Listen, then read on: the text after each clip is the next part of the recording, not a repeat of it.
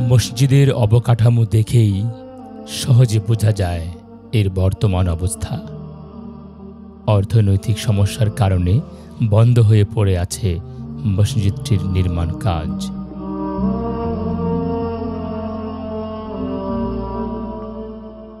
মসজিদটা হচ্ছে আসলে মানে পানিতে অনেকখানি নিচু ছিল, তাই একটা প্ল্যান করা হয়েছে আর কি। প্ল্যানিংটা সবেমাত্র খুব প্রাথমিক আর কি। ওই পানি থেকে গ্রাউন্ড লেভেল করতে যতটুকু হয় ততটুকুই শুধু হয়েছে। বাদবাকিটা আমাদের অর্থনৈতিক কারণে আমরা পূর্ণাঙ্গ করতে পারছি না এবং অনেক দেরি হচ্ছে। মসজিদটা নামাজ হয় কিন্তু অনেক দিন থেকে মসজিদটা এইভাবেই চলছে আর কি।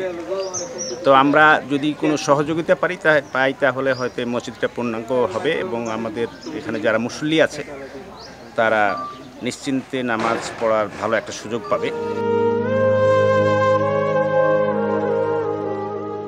মহান আল্লাহ মুসল্লিদের মনের আশা কবুল করুন, আমিন।